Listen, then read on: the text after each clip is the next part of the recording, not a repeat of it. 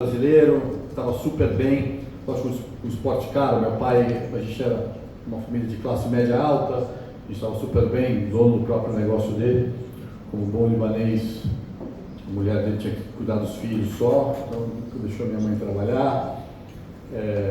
Ele chegou em casa um dia e falou: filho, eu fui fazer uns exames e eu descobri que eu estou com câncer. Bom, eu era muito menino ainda, eu tinha acho que 11 anos, tentando entender um pouco. Ele falou: e o médico me deu 3 meses de vida. Eu falei: o que você falou para ele? Ele falou: isso é o que o senhor está me falando. E eu acho que ele acabou vendo muito mais que isso, mas enfim, durante essa época, né, que ele estava doente, a gente continuou levando uma vida, lógico, normal. Aí eu continuei correndo, ganhei o 4º campeonato que ele me viu ganhar. E aí, em 1988, abril de 88, ele começou a piorar, estava bem debilitado e numa quinta-feira, a gente tinha corridas para quem conhece, são sempre de finais de semana, né? Sexta, sábado e domingo. Quinta-feira eu estava no cartódromo, quando eu cheguei em casa, minha mãe falou: ó, seu pai quer conversar com você, ele estava no hospital, sei lá. Fui lá, era uma coisa que era super normal para mim. Essa viagem de casa ao hospital tinha virado uma rotina muito simples, né? Normal. Crianças também não assimilam, enfim. Cheguei lá e sentei, ele estava na cama, em nenhum momento inconsciente. Nós sentamos, a gente bateu um papo de uns 40 minutos assim. E ele sempre, durante esses anos todos que ele estava doente, eu acho que ele já vinha também, lógico, tentando me preparar para uma coisa que pudesse acontecer. Então, eu falo que um dia eu vou encontrar com ele, a gente vai ter que ter uma conversa, porque para um menino de 13 anos de idade, toda a responsabilidade que ele colocou ali, é complicado. Hoje que eu sou pai, eu entendo bem, mas... E antes de eu ir embora, ele falou: eu posso pedir uma coisa? Eu falei: claro, eu vou te pedir 2 coisas. Uma é que você sempre cuide da sua mãe e da sua irmã, se alguma coisa acontecer comigo. E a outra, um dia você ganha as 500 milhas de Indianápolis para mim, que era a corrida que a gente assistia junto. Eu lembro que quando eu era moleque, o vencedor dessa corrida, muito tempo atrás, ganhava $1 milhão. E a foto era o carro, o piloto, e $1 milhão em volta. Eu, quando eu era moleque, a única coisa que eu queria era aquele $1 milhão. Então me impressionou demais. Eu falei: claro, pai, mas que besteira, enfim. Fui para casa, ele infelizmente faleceu naquela noite. Aí eu acordei sexta de manhã e minha mãe estava em casa, me contou. Eu falei: bom, contei para minha mãe o que tinha acontecido. Eu falei: mãe. Ela falou: não, inclusive ele antes dele dormir, ela falou assim para mim, ele falou para eu te lembrar da conversa que vocês tiveram. Daí eu levantei e falei: mãe, é o seguinte, tem corrida esse final de semana, eu vou correr. Eu não acho que... Eu não queria ver meu pai, e eu acho que hoje eu fiz uma coisa muito certa, assim, a última imagem do meu pai eu queria ter naquela conversa que eu tive com ele, não ele deitado ali num negócio que já não estava mais lá. Então, fui, corri aquele fim de semana, ganhei a corrida, fiz a pole, ganhei a corrida, esse troféu hoje, minha mãe tem até hoje no criado mundo dela, e aí essa minha carreira começou, gente. Então, o que aconteceu aí? Eu vou ter que encurtar, porque a gente queria ter muito mais tempo para contar tudo. Depois a gente vai até abrir um pouquinho para quem tiver perguntas, mas... Aí vem aquela história a família inteira tem opinião do que você tem que fazer, né? Esse menino tem que estudar, esse negócio de corrida, de carro de corrida não vai dar nada, só gasta dinheiro. Esse menino não sei o quê. Foi uma coisa que, assim, na minha cabeça, eu não pensei em outra coisa. Mas e se não der certo, né?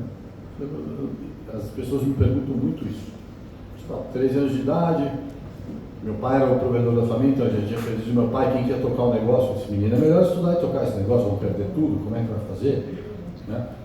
E na minha cabeça, não tem não dar certo. É um negócio que eu prometi para ele, um negócio meu e dele, e a gente vai fazer dar certo. Se vai dar certo da maneira que eu quero ou não, se eu vou ganhar as 500 milhas, mas eu falei para ele aqui. Então eu tenho muito tempo ainda. Então parei de estudar, a gente passou por uma dificuldade financeira muito grande, porque Aí tivemos alguns problemas de família e tal. A minha mãe, sem muita experiência, minha mãe tinha 36 anos de idade, meu pai tinha 42, quando morreu super jovem. Uma mulher que nunca tinha trabalhado na vida por opção do meu pai, não, eu acho que podia, acho que isso faz parte, né? E perdemos, ela tentou manter aquela nossa vida por um ano, aquela coisa, 2 meninos pequenos, uma mulher completamente, né, despreparada por uma coisa que aconteceu tão de repente e tal. Então fizemos, né, perdemos tudo, a gente sobrou o apartamento que a gente tinha, porque isso é a única coisa que você não pode tirar de uma família, e a gente foi de carro de motorista para eu pegar 2 ônibus para ir para Interlagos, trabalhar, parei de estudar. Eu não tenho ensino médio completo, eu parei na 8ª série para ir trabalhar e poder ajudar em casa, minha mãe também, começou a trabalhar o que ela pudesse arrumar. Minha mãe trabalhava, a gente tinha uns amigos que tinham algumas umas casas noturnas, então ela era chefe dos caixas, porque é uma coisa que em boates é muito fácil dos funcionários roubarem. Então minha mãe entrava às 10 horas da noite, saía às 6 horas da manhã. Então a gente passou a minha infância inteira aí trocando horários, né? Então eu sempre falo que eu e minha irmã, a gente tinha tudo para ser torto, porque a gente podia fazer o que a gente quisesse, não tinha um controle, não tinha essa coisa a minha mãe, lógico, tem educação, a gente teve uma base muito boa durante 13 anos de uma família, né, de que era aquela, então acho que isso ajudou muito a gente a ter, e o foco do esporte, o foco né, que a gente tem que, então, comecei assim, vocês viram um pouquinho da imagem na corrida do Ayrton, eu vou um pouquinho mais para frente, aí comecei a correr, ganhei mais 5 campeonatos, arrumei algumas pessoas para me ajudarem, e finalmente em 91 eu já estava correndo de forma forte, inclusive aqui em Vitória, a gente foi a última vez que eu vim aqui, em 1991, um dia aqui que acho que não era nem nascido. E o Senna estava inaugurando a fazenda dele lá e tinha uma pista de kart. O Senna não conhecia o Ayrton, era um cara que meu ídolo, eu acho que qualquer brasileiro consegue entender. Eu até andei no carro dele, o filme que vocês viram aqui, andando naquela McLaren, foi no mês passado, uma aposta que eu fiz com o meu patrão, que é o Zac Brown, que é o presidente da McLaren, que é o dono daquele carro, que ele perdeu e ele teve que pagar para mim. E convidou um monte de pilotos para fazer a inauguração dessa fazenda. E eu fui um dos convidados como kartista, não conheci o Ayrton. Bom, cheguei lá, lógico que o instinto de piloto, eu quero ganhar desse cara. E a gente classificou, tá? Eu fiz a pole, estava largando em primeiro, ele chegou no grid de largada e falou: aqui quem manda sou eu. Era naquela época que ele estava brigando com o Jean-Marie Balestre na Fórmula 1, que tinha desclassificado ele, falou: eu vou inverter o grid. Dali ele foi como meu herói, pro cara pior, nunca mais queria ver ele na minha frente, eu vou largar em último. E eu falei para ele: então, se eu vou largar em último, você tem que largar lá comigo. Ele falou: tá bom, não conhecia. Bom, enfim, largamos, eu ganhei a corrida, ele chegou em segundo. Naquele dia, naquele pódio ali, ele falou para mim: ó, você tem um talento muito grande, se um dia você precisar de alguma coisa que não seja dinheiro, você pode me procurar.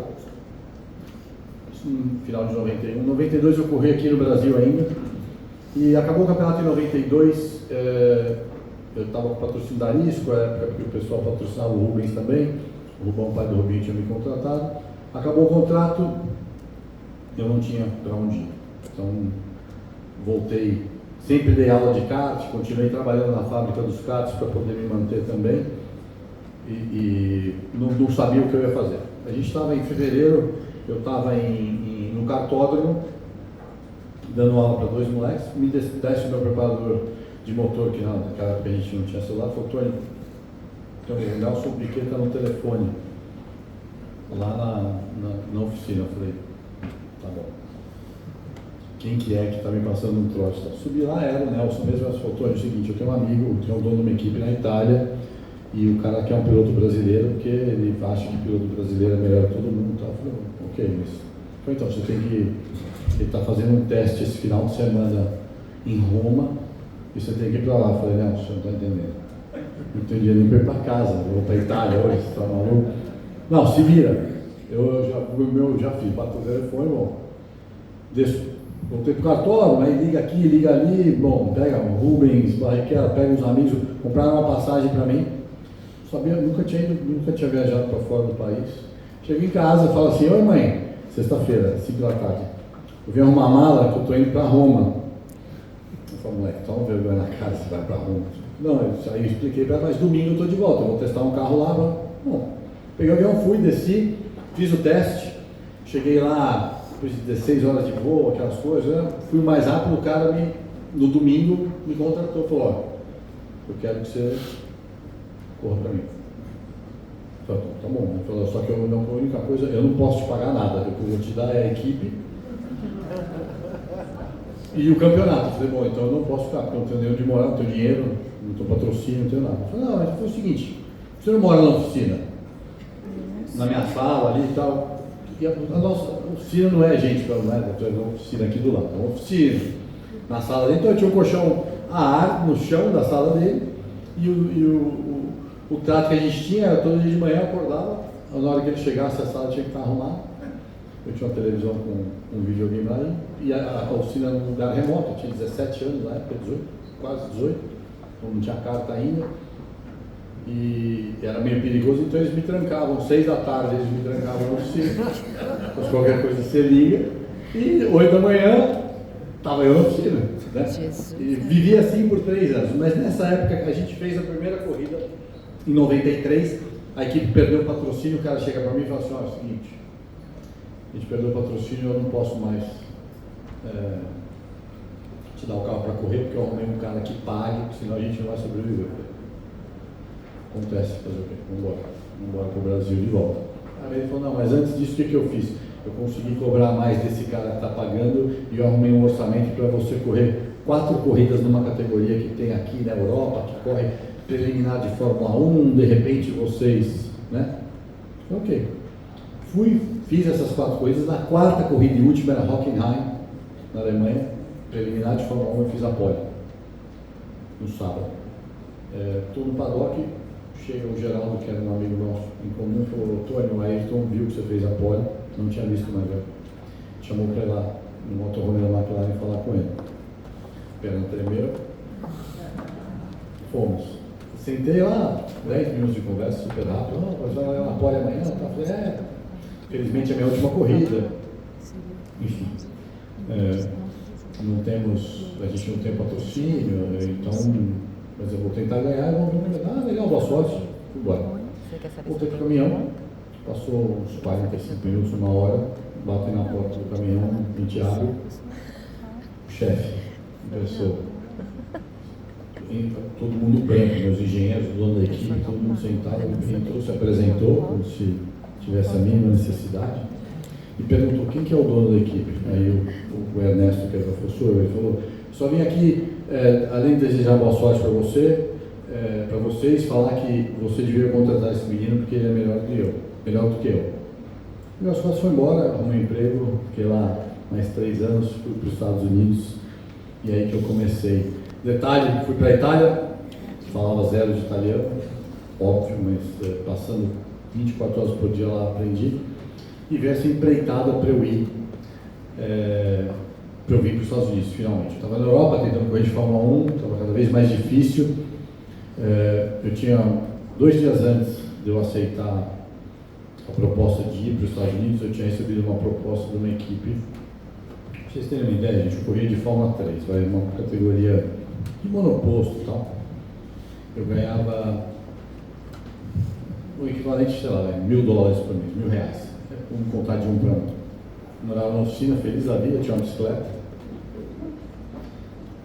Eu recebo uma proposta da Audi para correr um carro de turismo na época, e o cara, todo mundo sabia da minha história, sabia que eu morava na oficina e tal. Tinha um contrato que o cara me ofereceu uma casa, ia ser minha no meu nome, o carro que eu quisesse e $500.000 por 2 anos. Eu falei: estou rico, agora você não vai fazer mais nada, vou aposentar daqui 2 anos, voltar para o Brasil. 2 dias depois, o CEO da Philip Morris, que na época, óbvio, era uma boa, patrocinava metade dos brasileiros, inclusive eu, contou o seguinte: ele sabia da minha história, era meio que um mentor para mim e tal, falou: gente tem uma oportunidade aqui, que a gente vai fazer um Marlboro Brazilian Team, que nós vamos levar ela, o Senna, Rubens e Christian na Fórmula 1, aí Emerson e a galera nova, eu, Hélio Castro Neves, enfim, aí vai André Ribeiro.